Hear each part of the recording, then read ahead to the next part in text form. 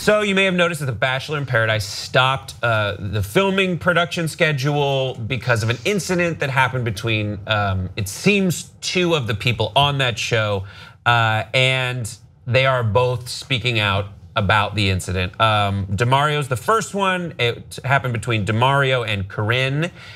He says about the incident, the only thing I knew about Corinne was that she was this wild one from Nick's season. We got turned up. We're hanging out, we're at the bar. The next thing I know, we're making out. This was quick, like an hour or so. She was like, let's go to the pool. One thing leads to another and the pool gets a little intense. I didn't think anything of it.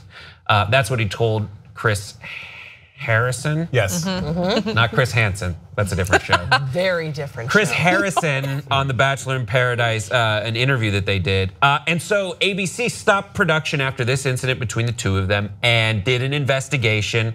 And they said the following: we suspended filming so that the allegations could be investigated immediately and thoroughly. Our internal investigation has now been completed. We do not intend to release the videotape of the incident. That the tape does. We can say, however, that the tape does not support any charge of misconduct by a cast member. Nor does the tape show, contrary to many press reports, that the safety of any cast member was in jeopardy. Production on this season of The Bachelor in Paradise will be resuming, and we will implement certain changes to make sure that no one's in a bad spot. So Corinne said about the incident, I am a victim and have spent the last week trying to make sense of what happened on June 4th. Although I have little memory of that night, something bad obviously took place, which I understand is why production on the show has now been suspended. And then she adds that a producer on the show has filed a complaint against the production. So it's not just her. And Corinne will sit down with Chris Harrison on Tuesday, August 29th. To discuss it. So I don't know what the date is today. So either that was a great episode or watch out for that. So what do you guys think? Do you watch this? Yeah, I do. And I really have to call myself out actually, because we talked about when this went down a little bit on our Bachelorette recaps. And I've been a big fan of the show for a while, and I've been watching Bachelor in Paradise, and I know how things can be on that show. And I've said before, the bad stuff is always easier to believe, and that absolutely happened with me. And all the rumors that were coming out, every single one, I believed every single one, and I really didn't do my due diligence to see how, just to wait a little bit, because I was so, I don't know, I got really caught up in it, and I feel awful because it was absolutely irresponsible of me. So what did you see? What was the incident on the show? So they've been really vague about it. They have, like they said in there, they aren't going to release the tapes. You don't see, all that you can see from what they've shown on Bachelor in Paradise is DeMario and Corinne meeting, and they hit it off almost immediately. And it makes it feel like it's going longer on the show, but it must have been just about an hour that they were like hooking up and drinking at this bar, and then they go into the pool and they're making out. Now, people get drunk and hook up with each other on Bachelor in Paradise all the time, Question, every episode. is that not the point of that show? Is to have, you have the Bachelor or the Bachelorette where they go on dates and it's romantic, and eventually they start doing it on the single dates. But the Bachelor in Paradise is all you fucking weirdos that got kicked off The Bachelor come here and fuck each other.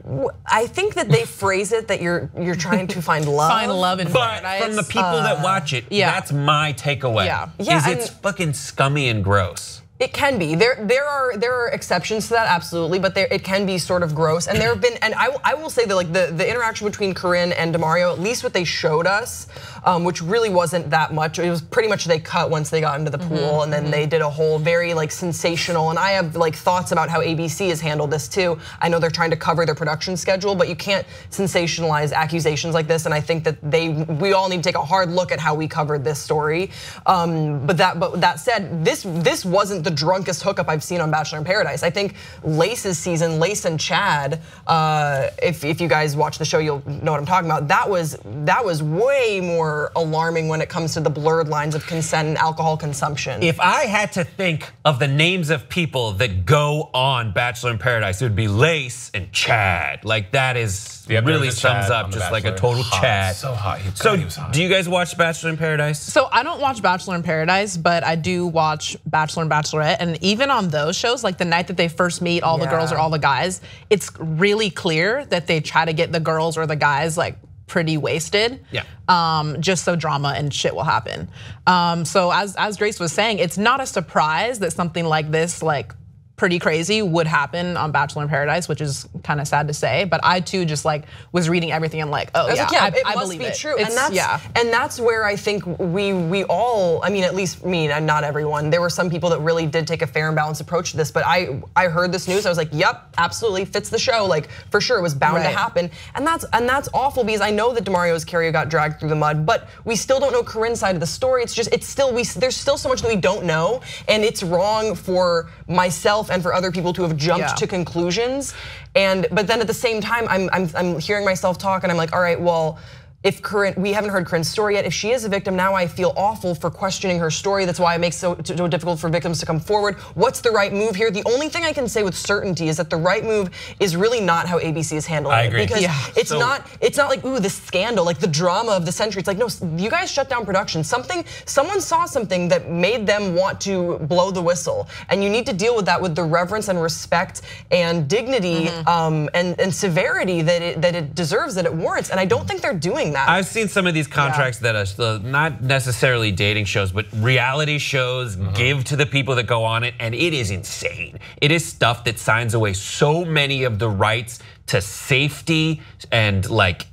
I saw a contract once that essentially said, if we lock you in a cage with a wild animal and it kills you, it's not our fault. Right. Like that is how you can read the contract. What do you see about the way ABC's handling it? Oh my God. Well, first, Grace, don't be so hard on yourself, because you know a lot of the way it was presented. The initial allegations, of course, they made it seem like DeMario was the villain. I don't watch the show. I'm gonna be straight up. I've never seen an episode of The Bachelor, The Bachelorette, The Bachelor in Tucson. None of it. I don't watch any of it. Bachelor in Tucson. I do watch it. Can that be me? Tucson. Next but season. I think ABC absolutely. But ABC's handling this because at the end of the day, it's about ratings, right? This is as they say on Unreal, a ratings bonanza. Fine, we know that something possibly went down. There's these two people who are victims. They're both victims. You know, DeMario is, like you said, was drugged through the mud, and a lot of people online are saying, well, you know what? Because he's black, it was 10 times worse for him. He said that in New York Daily News that if this would have happened to Alex or another guy on the show, it wouldn't have been nearly as egregious and nearly as intense as it was for him.